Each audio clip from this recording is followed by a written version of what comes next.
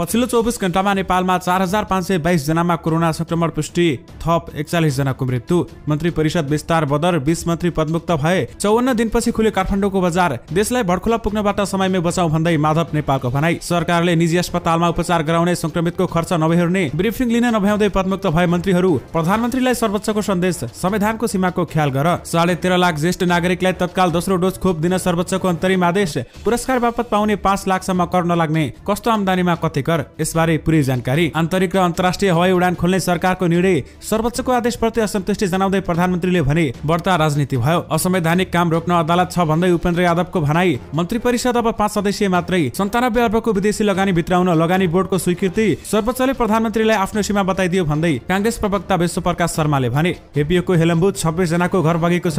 569 जना विस्थापित भएका छन्, तर 19 कार्टुन चाउचाउ झारेर हेलिकप्टर फर्कियो। विपक्षी गठबन्धनले भन्यो प्रधानमन्त्रीका कारण मुलुक गम्भीर संकटमा छ। ब्रिफिङ र बधाई लिएर सकियो परराष्ट्र मन्त्रीको 18 दिने कार्यकाल। अदालतको आदेश एमाले एकताका लागि उत्प्रेरणा छ भन्दै योगेश भट्टराईको भनाई। 79.44 अङ्कले बढ्यो शेयर बजार सम्बन्धी सम्पूर्ण जानकारी। एमालेको प्रतिक्रिया, अदालतको फैसला अप्रत्याशित। केपी ओलीले संविधानको शक्ति थाहा पाए भन्दै दिनेश त्रिपाठीको भनाई। आजको मौसम जानकारी, केही ठाउँमा हल्का वर्षा, केही प्रदेशमा भीषण वर्षाको सम्भावना। नेपालमा कोरोना खोप परीक्षण गर्न दिइने। काठमाडौँ उपत्यकामा आउन जान जिल्लाको सिफारिस चाहिने। सार्वजनिक यातायात कहिलेदेखि सञ्चालनमा आउला त, यसबारे पूरै जानकारी पनि आजकै भिडियोमा। दर्शकवृन्द नमस्कार, तपाईहरुलाई फेरि पनि स्वागत छ हाम्रो च्यानल स्मार्ट खबरमा। दैनिकी जस्तै तपाईहरुमाझ आजका पनि मुख्य समाचारहरू लिएर उपस्थित भइसकेका छौं। हाम्रो मेहनतको लागि तपाईहरुले यो भिडियोलाई एउटा सानो लाइक गरी सक्दो शेयर गर्न भने नबिर्सिनु होला। त्यसैगरी यदि तपाईहरुले अहिलेसम्म हाम्रो च्यानल स्मार्ट खबरलाई सब्स्क्राइब गर्नु भएको छैन भने सब्स्क्राइब गर्नु होला। साथै छेउमा रहेको बेल घण्टीमा क्लिक गरी अलमा क्लिक गर्न पनि नबिर्सिनु होला।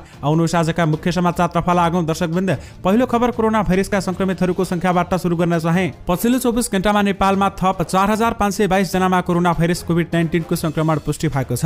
12204 जनामा गरिएको पीसीआर परीक्षणमा 3703 र 4709 जनामा गरिएको एन्टिजेन परीक्षणमा 819 जना गरी 4522 जनामा कोरोना संक्रमण पुष्टि भएको हो। स्वास्थ्य जनसंख्या मन्त्रालयका अनुसार बागलुङको धवलागिरी अस्पतालमा पुरानो मितिमा भएको परीक्षणको एकमुष्ट नतिजा प्राप्त भएकाले संक्रमितको संख्या बढेको समेत बताइएको छ। कोरोना संक्रमणबाट पछिल्लो 24 घण्टामा 41 जनाको मृत्यु भएको छ र 4954 जना संक्रमण मुक्त पनि भएका छन्। नेपालमा कोरोना संक्रमितको कुल संख्या 6,26,343 पुगेको छ भने तीमध्ये हालसम्म 5,64,882 जना निको भएका छन् भने 8,813 जनाको मृत्यु समेत भएको छ। मन्त्रालयका अनुसार हाल देशभर सक्रिय संक्रमितको संख्या 52,648 रहेको छ र जसमध्ये 49,425 जना होम आइसोलेसनमा रहेका छन् भने 3,223 जना संस्थागत आइसोलेसनमा रहेका छन्। संक्रमित मध्ये 761 जनाको आइसियु र 218 जनाको भेन्टिलेटरमा उपचार समेत भइरहेको छ। त्यसैगरी स्वास्थ्य जनसंख्या मन्त्रालयका अनुसार सबैभन्दा धेरै कोरोना संक्रमित थपिने जिल्लामा काठमाडौँमा 310, झापामा 174, पर्वतमा 150, म्याग्दीमा 148, ललितपुरमा 79, सुनसरीमा 96, चितवनमा 90, मकवानपुरका 88, धादिङमा 86, मोरङमा 70 र भक्तपुरका 67 जनामा कोरोना संक्रमण पुष्टि भएको हो। आउनु खबरको समाचारतर्फ लागौं। दर्शकवृन्द, प्रधानमन्त्री केपी शर्मा ओलीले प्रतिनिधि सभा विघटनपछि गरेको मन्त्री परिषद विस्तारलाई सर्वोच्च अदालतले बदर गरिदिएको छ। मंगलबार प्रधान न्यायाधीश चोलेन्द्र शमशेर जबरा, न्यायाधीश प्रकाश कुमार ढुङ्गानाको इजलासले संसद विघटनपछि नियुक्त भएका उप प्रधानमन्त्री, मन्त्री र राज्यमन्त्रीहरूलाई काम गर्न नदिनु, नदिलाउनु भन्दै अन्तरिम आदेश जारी गरेको हो। यससँगै 2 उप प्रधानमन्त्री, 15 मन्त्री र 3 राज्यमन्त्री स्वतः पदमुक्त भएका छन्। पदमुक्त हुनेमा को रहेका छन् त? आउनुहोस् तपाईहरुलाई यसबारेमा पनि केही जानकारी दिउँ। दर्शकवृन्द, उप प्रधानमन्त्री तथा परराष्ट्र मन्त्री रघुवीर महासेठ रहेका छन् भने उप प्रधानमन्त्री तथा शहरी विकास मन्त्री राजेन्द्र महतो, गृहमन्त्री खगराज अधिकारी, ऊर्जा मन्त्री शरद सिंह भण्डारी, खानेपानी मन्त्री अनिल कुमार शाह, स्वास्थ्य तथा जनसंख्या मन्त्री शेरबहादुर तामाङ, उद्योग वाणिज्य तथा आपूर्ति मन्त्री राजकिशोर यादव, भूमि व्यवस्था सरकारी तथा गरिबी निवारण मन्त्री लक्ष्मणलाल कर्ण, सञ्चार तथा सूचना प्रविधि मन्त्री नयनकला थापा, कृषि तथा पशुपन्छी विकास मन्त्री ज्वाला कुमारी शाह, श्रम रोजगार तथा सामाजिक सुरक्षा मन्त्री विमल प्रसाद श्रीवास्तव, संघीय पर्यटन तथा पर्यटन उड्डयन मन्त्री उमाशंकर अरगरिया, महिला तथा बालबालिका ज्येष्ठ नागरिक मन्त्री चन्दा चौधरी, युवा तथा खेलकुद मन्त्री एकवाल मिया, वन तथा वातावरण मन्त्री नारद मुनि राणा, संघीय मामिला तथा सामान्य प्रशासन मन्त्री गणेश कुमार पहाडी, प्रधानमन्त्री तथा मन्त्री परिषदको कार्यालय हेर्ने मन्त्री मोहन बानिया, ऊर्जा जलस्रोत तथा सिंचाई राज्य मन्त्री चन्द्रकान्त चौधरी, महिला बालबालिका तथा ज्येष्ठ नागरिक मन्त्री रेणुका गुरुङ, वन तथा वातावरण राज्य मन्त्री आशा कुमारी विक पदमुक्त भएका हुन्। सर्वोच्च अदालतको अन्तरिम आदेशसँगै 20 मन्त्री 3 हप्ता नपुग्दै पदमुक्त भएका हुन् भने प्रधानमन्त्री केपी शर्मा ओलीले 21 र 27 गते जेठमा गरेको मन्त्री परिषद विस्तारलाई सर्वोच्चले बदर गरेको छ। सर्वोच्च अदालतको पछिल्लो 2 पटकको मन्त्री परिषद विस्तारलाई बदर गरेसँगै मन्त्री परिषद सदस्य 5 सदस्यीय भएको छ भने मंगलबार प्रधान न्यायाधीश चोलेन्द्र शमशेर जबरा र र न्यायाधीश प्रकाश कुमार ढुङ्गानाको इजलासले नयाँ नियुक्त भएका 20 मन्त्री पदमुक्त हुने आदेश समेत दिएको हो। अब मन्त्री परिषदमा प्रधानमन्त्री केपी ओली, उप प्रधान तथा अर्थमन्त्री विष्णु पौडेल, कानून मन्त्री लीलानाथ श्रेष्ठ, शिक्षा विज्ञान तथा प्रविधि मन्त्री कृष्णगोपाल श्रेष्ठ र भौतिक पूर्वाधार तथा यातायात मन्त्री बसन्त कुमार नेम्बाङ मात्र रहनेछन्। आउनु सबहरुको समाचारतर्फ लागौं। दर्शकवृन्द, कोरोना भाइरसको दोस्रो लहरको त्रास फैलिएपछि गरिएको निषेधाज्ञा सहसँगै मंगलबार काठमाडौँका सुन पसलहरू खुलेका थिए। 12 अनुसार व्यापार व्यवसायहरू खोल्न अनुमति दिने भएपछि मंगलबार सुन पसलहरू खुला भएका थिए भने आज बुधबार भने कपडा पसलहरू खुल्नेछन् भन्दै बताइएको छ। 54 दिनपछि खुलेको काठमाडौँको न्यू रोड क्षेत्रमा चहलपहल बाक्लिँदैछ। बाटामा सवारी साधनको भिड लाग्न सुरु भएको छ। काठमाडौँको न्यू रोडमा खुलेका सुन पसलहरूमा पनि फटाफट मान्छेहरू पसिरहेका छन् भने तर पहिलेको दिन भएका व्यापार भन्दा पनि पसल सफाईको काम भएको व्यापारीहरूले बताएका छन्। जय माता दी गोल्ड प्यालेसका सञ्चालकले भने जे होस् खोल्न चाहिँ खोलियो, तत्कालै व्यापार राम्रो भइहाल्ने अवस्था पनि नरहेको उनले बताएका छन्। यानि कि 54 दिनपछि काठमाडौँको बजार खुलेको छ। त्यसैगरी थपिएको निषेधाज्ञा अवधिमा काठमाडौँ उपत्यकामा प्रवेश गर्न चाहनेले अनुमति लिएर आउनुपर्ने भएको छ। जिल्ला प्रशासन कार्यालय काठमाडौँले आवश्यक कामका लागि उपत्यका आउँदा आफ्नो जिल्लाको अनुमति लिएर मात्र आउन आग्रह गरेको छ। काठमाडौँ प्रशासनले मंगलबार सूचना जारी गर्दै मृत्यु संस्कार कुरुवा लगायतका कार्यका लागि उपत्यका बाहिर जान र आउने स्थानीय तहको सिफारिस सहित प्रशासनमा निवेदन दिएमा अन्तर्जिल्ला आवजावत गर्न पाइने समेत जनाएको छ। विशेष गरी काठमाडौँ उपत्यकामा आउन जान जिल्लाको सिफारिस चाहिने भएको छ। आउनु सबहरुको समाचारतर्फ लागौं। दर्शकवृन्द, सत्तारूढ नेकपा एमालेका प्रवक्ता प्रदीप गेवालीले सर्वोच्च अदालतको आदेश अप्रत्याशित भएको बताएका छन्। अदालतले मंगलबार 21 र 27 जेठमा गरेको मन्त्री परिषद विस्तारलाई बदर गरिदिएको छ भने यो आदेशले राष्ट्रिय राजनीति जटिल मोडतिर गएको गेवालीले बताएका छन्। अदालतको आदेश अप्रत्याशित छ, यसले राष्ट्रिय राजनीतिलाई झनै जटिल मोडतिर धकेलेको छ भन्दै उनले भनेका छन् भने अदालतको आदेशबारे थप छलफल गरिने गेवालीले बताउनु भएको छ। अप्रत्याशित छ, यसबारे बाँकी निर्णय हामी बसेर गर्छौं भन्दै उनले भनेका छन्। आउनु सबहरुको समाचारतर्फ लागौं। दर्शकवृन्द, सरकारले शर्तसहित आन्तरिक र अन्तर्राष्ट्रिय हवाई उडान खोल्ने निर्णय गरेको छ। सोमबार मन्त्री परिषद बैठकले गन्तव्य र वायुसेवा कम्पनी अनुसार कोटा तोकेर हवाई उडान खोल्ने निर्णय गरेको हो भने संस्कृति पर्यटन तथा नागरिक उड्डयन मन्त्रालयका अनुसार आन्तरिकतर्फ कुल उडानको संख्या 50% मा नबढ्ने गरी सञ्चालन हुने बताइएको छ भने यसको तालिका र मिति भने संस्कृति पर्यटन तथा नागरिक उड्डयन मन्त्रालयले तय गर्ने बताइएको छ।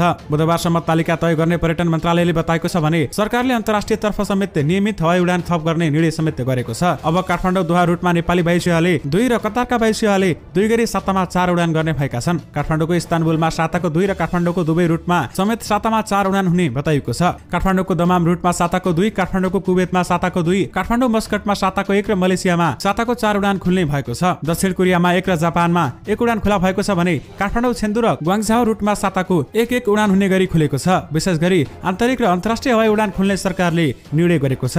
आउनु सबहरुको समाचारतर्फ लागौं। दर्शकवृन्द, प्रधानमन्त्री केपी शर्मा ओलीले मन्त्री परिषद विस्तार गर्ने गरी सर्वोच्च अदालतबाट भएको आदेशप्रति असन्तुष्टि जनाएका छन्। तथापि अदालतको आदेश मान्नुको विकल्प नरहेको भन्दै उनले पदमुक्त भएका मन्त्रीहरूलाई बिदा गरेका छन् भने सर्वोच्चले मंगलबार 21 र 27 जेठमा थपिएका मन्त्रीहरूलाई काम गर्न रोक लगाएको थियो। लगत्तै प्रधानमन्त्री केपी ओलीले पदमुक्त भएका मन्त्रीहरूलाई साँझ प्रधानमन्त्री निवास पार्लाटारमा बोलाएका थिए भने छलफलमा एमाले अध्यक्ष समेत रहेका प्रधानमन्त्री ओलीले अदालतको फैसलाप्रति असन्तुष्टि जनाउँदै बढ्ता राजनीति भयो भन्दै टिप्पणी गरेका थिए। नेकपा माओवादी केन्द्रका अध्यक्ष पुष्पकमल दाहाल प्रचण्डले एक दिन अगाडि सार्वजनिक रूपमा मन्त्री परिषद विस्तारलाई सर्वोच्चले रोक्ने सूचना पाएको बताउनु र सर्वोच्च अदालतबाट त्यस्तै हुनु सँगै मात्र नभएको केपी ओलीले बताएका छन्। छलफलमा प्रधानमन्त्रीले राखेको धारणा उद्धृत गर्दै निवर्तमान संस्कृति पर्यटन तथा नागरिक उड्डयन मन्त्री उमाशंकर अरगरियाले भने अदालतको फैसला हामीले मान्नै पर्छ, तर बढ्ता राजनीति भयो भन्दै बताइएको छ भने अरगरियाका अनुसार प्रधानमन्त्री केपी ओलीले जसपासँग आफूले गरेको वाचा नभुल्ने र आगामी दिनमा पनि सहकारीलाई निरन्तरता दिइरहनुपर्ने बताएका छन्। उहाँले आफूले सक्दो गरेको बताउनु भएको छ भने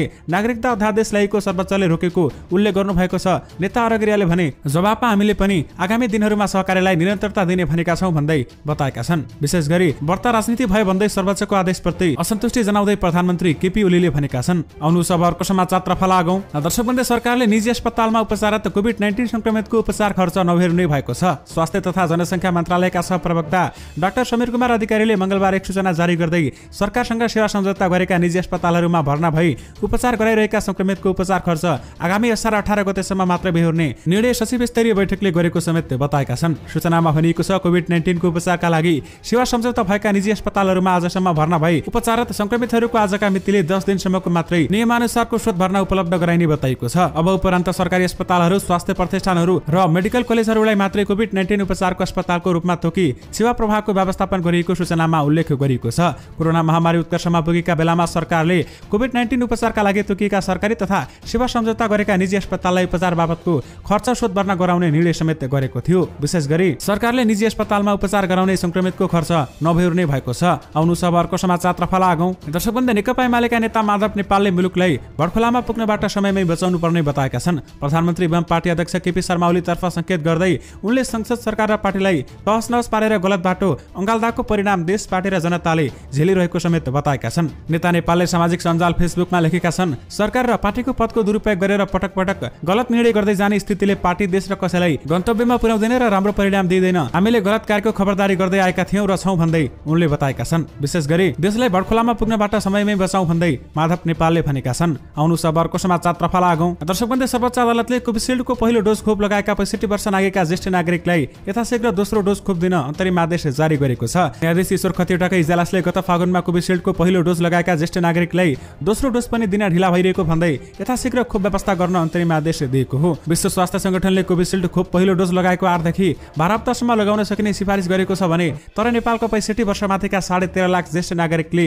पहिलो डोज लगाएको र 12 हप्ता नागिसकेको समेत बताएका छन्। ज्येष्ठ नागरिकलाई खोप माग्दै अर्जुनराज गिरी समेतले सर्वोच्च अदालतमा रिट दिएका थिए। उक्त रिटमाथि सुनवाई गर्दै मंगलबार सर्वोच्चले सरकारका नाममा कारण देखाउ आदेश र तत्काल खोप उपलब्ध गराउन अन्तरिम आदेश दिएको उक्त मुद्दामा बहस गरेका अधिवक्ता कीर्तिनाथ शर्मा पौडेलले जानकारी दिनुभएको छ। विशेष गरी 13.5 लाख ज्येष्ठ नागरिकलाई तत्काल दोस्रो डोज खोप पनि दिन सर्वोच्चले अन्तरिम आदेश दिएको छ। आउनु सब अर्को समाचारतर्फ लागौं। दर्शकवृन्द, आगामी आर्थिक वर्ष 2078-79 का लागि राष्ट्रिय अन्तर्राष्ट्रिय स्तरको पुरस्कार बापत पाउने 5 लाखसम्मको रकममा कर नलाग्ने भएको छ। आन्तरिक राजस्व विभागले आयकर ऐन 2058 मा भएको व्यवस्था अनुसार आगामी आर्थिक वर्ष 2078-79 का लागि भएको व्यवस्थाबारे सार्वजनिक गरेको विवरण अनुसार पुरस्कार बापत भुक्तानी हुने 5 लाखसम्मको रकममा कुनै पनि प्रकारको कर लाग्ने छैन भन्दै बताएको छ। त्यसैगरी विभागका अनुसार साहित्य, कला, संस्कृति, खेलकुद, पत्रकारिता, विज्ञान प्रविधि तथा सार्वजनिक प्रशासनको क्षेत्रमा योगदान पुर्याए बापत प्राप्त हुने 5 लाखसम्मको पुरस्कारका करकट्टी गर्नुपर्ने छैन। यस वर्ष पत्रकारितामा लेख रचना छापिएपछि हुने भुक्तानीमा समेत कर काट्नु नपर्ने व्यवस्था गरिएको छ। कर छुट पाएको रकम भुक्तानीमा करकट्टी हुने छैन भने सहकारी बैंक तथा सहकारी संस्थाले एक आपसमा ऋण लगानी बापत तिरेको करमा समेत कर काट्न नपर्ने व्यवस्था भएको छ। तर आकस्मिक लाभमा भने 25% करकट्टी हुने समेत बताइएको छ। विशेष गरी पुरस्कार बापत पाउने 5 लाखसम्म कर नलाग्ने भएको छ भने त्यो भन्दा माथिसम्मकोलाई कर लाग्ने बताइएको छ। रोजगारी आय पारिश्रमिकमा भने साबिकको जस्तै 36% को करलाई निरन्तरता दिएको छ। त्यसैगरी बैठक भत्ता बापत बुझ्ने रकममा एकमुष्ट 15% का दरले करकट्टी हुने समेत भएको बताइएको छ। त्यसैगरी सवारी साधन भाडामा दिएमा 1.5% रकम करका रूपमा कट्टी हुने बताइएको छ। त्यसैगरी म्युचुअल फन्डको प्रतिफलमा 5% कर लाग्ने समेत बताइएको छ। आउनु सब अर्को समाचारतर्फ लागौं। दर्शकवृन्द, सभामुख अग्निप्रसाद सापकोटादेखि सरकारका मन्त्रीसम्मको लस्कर छ मेलम्ची बजारमा। तर सबैभन्दा बढी मानवीय क्षति भएको हेलम्बु गाउँपालिकामा चाहिँ कमैको नजर परेको छ। अघिल्लो मंगलबार राति आएको बाढीले 1 जनाको मृत्यु भएको छ भने 15 जना बेपत्ता बनाएको हेलम्बु गाउँपालिकामा अहिलेसम्म प्रशासनको पाइला परेको छैन। हेलम्बु 2 ज्यामिरेका डम्बर बहादुर भण्डारी भन्छन्, हाम्रो लागि राज्य पनि मरिसक्यो। नेपाली सेना र केही निजी कम्पनीका हेलिकप्टर हेलम्बुको आकाशमा उडिरहन्छन् तर तिनमा आउने रातले स्थानीयलाई गिज्या झैं लाग्छ भन्दै उनले बताएका छन्। हेलम्बुका हस्त पण्डित सुनाउँछन्, आइतबार 10 वटा फर्म, 19 वटा बक्स चाउचाउ र केही स्वास्थ्य सामग्री झरेर एक निजी कम्पनीको हेलिकप्टर फर्कियो। उनी प्रश्न गर्छन्, सहयोग गरेको सामग्रीको दाम कति, हेलिकप्टरको भाडा कति भन्दै उनले प्रश्न गरेका हुन्। ज्यामिरेका भण्डारी आफूहरूको पीडाले सञ्चार माध्यममा पनि स्थान नपाएको गुनासो गरेका छन् भने सहयोग मात्रै होइन मिडिया पनि मेलम्चीमा मात्र केन्द्रित भयो। उनले भने कि हामी यो देशको नागरिक होइनौ भन्नु पर्यो, नभए राज्यले हाम्रो व्यवस्थापन गरिदिनु पर्यो भन्दै उनले भनेका छन्। विशेष गरी हेपिएको हेलम्बुमा 26 जनाको घर बगेको छ भने 569 जना विस्थापित भएका छन् तर 19 कार्टुन चाउचाउ झारेर हेलिकप्टर फर्किएको छ। आउनु सब अर्को समाचारतर्फ लागौं। दर्शकवृन्द, नेकपा एमालेका नेता योगेश भट्टराईले अदालतका पछिल्ला आदेशले एमाले एकताको अपरिहार्यतालाई जोड दिएको बताएका छन्। मंगलबार सामाजिक सञ्जाल ट्विटरमा उनले सर्वोच्चले आदेश दिएको एकताका लागि उत्प्रेरणा नै भएको दावी गरेका छन्। बुझ्नु पर्नेहरूलाई यो एउटा पाठ हो भन्छन्, बुझ्नेहरूलाई श्रीखण्ड, नबुझ्नेलाई खुर्पाको बिँड, उनले लेखेका छन्। मंगलबार सर्वोच्च अदालतको संसद विघटनपछि प्रधानमन्त्री केपी शर्मा ओलीले गरेको मन्त्री परिषद विस्तार बदर गरेपछि योगेश भट्टराईले ट्विटर मार्फत यस्तो भनाई सार्वजनिक गरेका हुन्। आउनु सब अर्को समाचारतर्फ लागौं। दर्शकवृन्द, तपाईहरुमा आजको मौसम सम्बन्धी पनि केही जानकारी दिन चाहे। जल तथा मौसम विज्ञान विभागको मौसम पूर्वानुमान महाशाखाले आज पनि केही प्रदेशमा भीषण वर्षाको सम्भावना रहेको बताएको छ। त्यसैले सबैलाई सतर्क रहन आग्रह समेत गरेको छ भने महाशाखाका अनुसार देशका केही स्थानमा हल्कादेखि मध्यम वर्षाको सम्भावना रहेको छ। बागमती, गण्डकी, लुम्बिनी प्रदेशका 1 वा 2 स्थानमा भीषण वर्षाको सम्भावना रहेकाले ती प्रदेशमा सतर्कता अपनाउन आग्रह गरिएको छ भने मनसुनी वायुको प्रभाव र देशको दक्षिणी भूभाग नजिक मनसुनी निम्नचापीय रेखा रहेकाले आज बिहान देशभरको मौसम बदलिरहनेछ। प्रदेश 2, बागमती, लुम्बिनी र गण्डकी प्रदेशका केही स्थानमा वर्षा भइरहेको मौसम पूर्वानुमान महाशाखाले जनाएको छ भने दिउँसो पनि देशभर सामान्यदेखि पूर्ण बदली रही अधिकांश स्थानमा वर्षाको सम्भावना रहेको बताएको छ। बागमती, गण्डकी र लुम्बिनी प्रदेशका 1 वा 2 स्थानमा भने भीषण वर्षाको सम्भावना रहेको छ। राति देशभर सामान्यदेखि पूर्ण बदली रही अधिकांश स्थानमा वर्षाको सम्भावना रहेको बताइएको छ। प्रदेश 1, प्रदेश 2 2 बागमती र सुदूरपश्चिम प्रदेशमा 1 वा 2 स्थानमा भीषण वर्षाको सम्भावना रहेको महाशाखाले जनाएको छ। आउनु अब अर्को समाचारतर्फ लागौं। दर्शकवृन्द, नेपालमा कोरोना विरुद्धको खोपको परीक्षण गर्ने बाटो खुलेको छ। नेपाल सरकार मन्त्री परिषदको सोमबार बसेको बैठकले विदेशमा उत्पादन अध्ययन परीक्षण भइरहेको खोपलाई नेपालमा पनि परीक्षण गर्न सक्ने सैद्धान्तिक सहमति दिँदै बाटो खोलेको हो। मंगलबार न्युज एजेन्सी नेपालसँग कुरा गर्दै नेपाल स्वास्थ्य अनुसन्धान परिषदका सदस्य सचिव डाक्टर प्रदीप गेवालीले मन्त्री परिषदको बैठकले गरेको निर्णयले नेपाली जनताले खोप पाउने विशेष सहज हुने बताएका छन्। अहिले विश्वभरका जनताले लगाइरहेको खोप पनि परीक्षणमै रहेकाले नेपालले पनि उत्पादक कम्पनी अथवा देशलाई परीक्षणका लागि अनुरोध गर्न सकिने समेत बताएका छन्। विशेष गरी नेपालमा कोरोना खोपको परीक्षण गर्न दिइने भएको छ। आउनु अब अर्को समाचारतर्फ लागौं। दर्शकवृन्द, लगानी बोर्डले 2वटा जलविद्युत परियोजनाका लागि 97 अर्ब रुपियाँ बराबरको विदेशी लगानी स्वीकृति गरेको छ।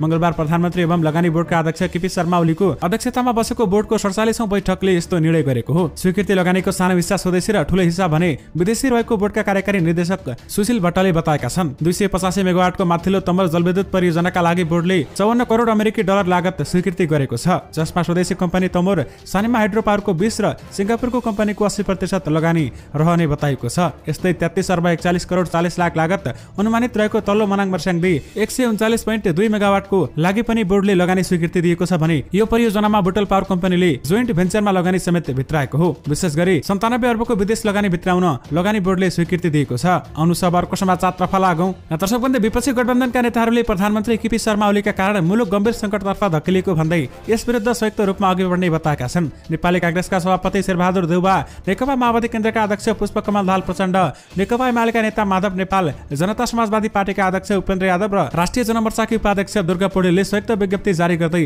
हालसम्मको उपलब्धि गुम्ने खतरा उत्पन्न भएको बताएका छन्। प्रधानमन्त्री र सरकारले जताततै हस्तक्षेप गर्ने, दबाव र धम्की दिने तथा संकीर्ण स्वार्थका लागि जस्तोसुकै काम पनि गर्ने बाटो अंगीकार गरेका छन्। त्यसैले प्रधानमन्त्रीका कारण मुलुक गम्भीर संकटमा रहेको छ भन्दै विपक्षी गठबन्धनले भनेको छ। आउनु अब अर्को समाचारतर्फ लागौं। दर्शकवृन्द, उपप्रधान तथा परराष्ट्र मन्त्री रघुवीर महासेठको 18 दिने कार्यकाल ब्रिफिङ र बधाई लिएर नै सकिएको छ।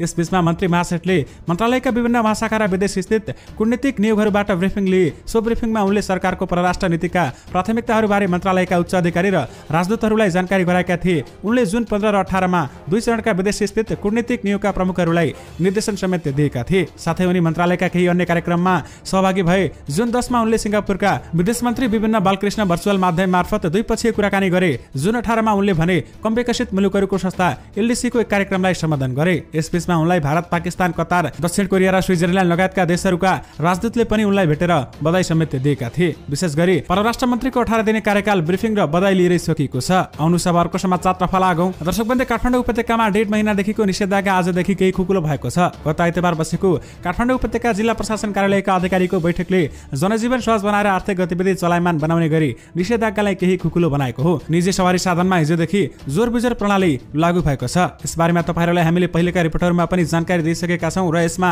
सार्वजनिक यातायात भने कहिले सञ्चालनमा आउने भएका छन् त। सार्वजनिक सवारी साधन अहिलेसम्म सञ्चालनमा आएका छैनन्। अझ सार्वजनिक यातायात सेवा कहिलेदेखि सञ्चालनमा आउँछ भन्ने टुङ्गो समेत लागेको छैन। लामो समयदेखि सार्वजनिक सेवा दिने सवारी साधन ग्यारेजमै थन्किँदा यसको प्रत्यक्ष मारमा यातायात व्यवसायी त परेका छन् नै, सँगै सर्वसाधारण पनि प्रभावित भएका छन्। र साथमा नेपाल सरकारले सार्वजनिक यातायात खुलाउने सम्बन्धी पनि अब छिटै निर्णय गर्ने बताएको छ। यसबारेमा थप केही जानकारीमा तपाईहरुमाझ पक्कै पनि लिएर आउने नै छौं। आउनु अब अर्को समाचारतर्फ लागौं। दर्शकवृन्द, सर्वोच्च अदालतले मन्त्री परिषद विस्तार सम्बन्धी मुद्दामा अन्तरिम आदेश जारी गर्दै कार्यकारी शक्तिले आफूले गर्ने हरेक कदममा संवैधानिक सीमाको ख्याल गर्नुपर्ने सन्देश दिएको छ। संविधानविदहरू अदालतको यो आदेशले प्रधानमन्त्री केपी शर्मा ओलीलाई संविधानको शक्ति थाहा पाउन बाध्य पर्ने बताउँछन्। मंगलबार प्रधान न्यायाधीश चोलेन्द्र शमशेर जबरा र न्यायाधीश प्रकाश कुमार ढुङ्गानाको इजलासले प्रतिनिधि सभा विघटनपछि नियुक्त भएका उप प्रधानमन्त्री, मन्त्री र राज्यमन्त्रीहरूलाई काम नगर्नु, गर्न नदिनु र नगराउनु भनी अन्तरिम आदेश जारी गरेको थियो। यानि कि संविधानको सीमाको ख्याल गर भन्दै प्रधानमन्त्रीलाई सर्वोच्चले सन्देश दिएको छ। आउनु अब अर्को समाचारतर्फ लागौं। दर्शकवृन्द, नेपाली कांग्रेसका प्रवक्ता विश्वप्रकाश शर्माले संसद विघटनपछिको मन्त्री परिषद विस्तारलाई बदर गरेर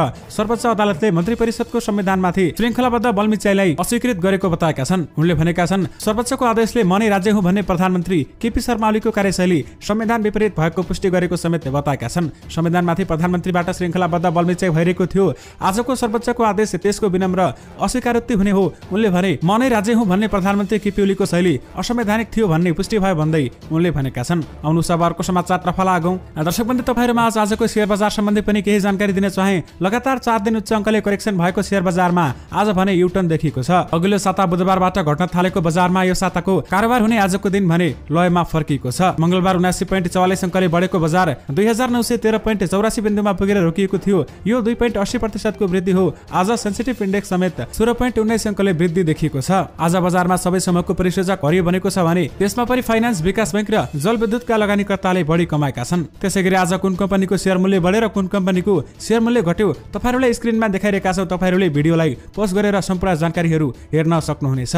आउनु अब अर्को समाचारतर्फ लागौं। दर्शकवृन्द, जनता समाजवादी पार्टीका अध्यक्ष उपेन्द्र यादवले प्रधानमन्त्री केपी शर्मा ओलीको संवैधानिक कार्यलाई सर्वोच्च अदालतले रोक लगाएको बताएका छन्। संसद विघटनपछि प्रधानमन्त्री केपी ओलीले गरेको मन्त्री परिषद विस्तारलाई मंगलबार सर्वोच्च अदालतले बदर गरिदिएपछि उनले संवैधानिक कार्यलाई रोक्न सर्वोच्च अदालत छ भन्ने सन्देश गरेको टिप्पणी समेत गरेका छन्। असंवैधानिक कार्य रोक्ने संस्थाको रूपमा संविधानको रक्षा गर्ने संस्थाको रूपमा सर्वोच्च अदालत छ भन्ने नै हो। उनले भने लोकतन्त्रमाथि जुन प्रहार हुँदै आएको छ त्यो प्रहार विरुद्ध सर्वोच्च अदालत छ भन्दै उनले भनेका छन्। आउनु अब अर्को समाचारतर्फ लागौं। दर्शकवृन्द, वरिष्ठ अधिवक्ता दिनेश त्रिपाठीले सर्वोच्च अदालतले संसद विघटनपछिको मन्त्री परिषद विस्तार बदर गरेर प्रधानमन्त्री केपी शर्मा ओलीलाई संविधानको शक्ति देखाइदिएको टिप्पणी समेत गरेका छन्। सर्वोच्चको आदेशपछि उनले भनेका छन्, सर्वोच्चको आदेशले प्रधानमन्त्रीको अधिनायकपन, अहंकार र घमण्डमा धक्का दियो, उनको दूषित मानसिकता चकनाचुर बनायो। सारमा भन्दा संविधानको शक्ति नै के हो केपी ओलीले थाहा पाए भन्दै उनले भनेका छन्। दर्शकवृन्द, यो सँगै तपाईहरुमा आजका सबै मुख्य समाचारहरू राखिसकेका छौं। फेरि पनि तपाईहरुमा नयाँ रिपोर्टहरूको साथमा उपस्थित हुने नै छौं। अहिलेलाई भने मलाई बिदा दिनुस्।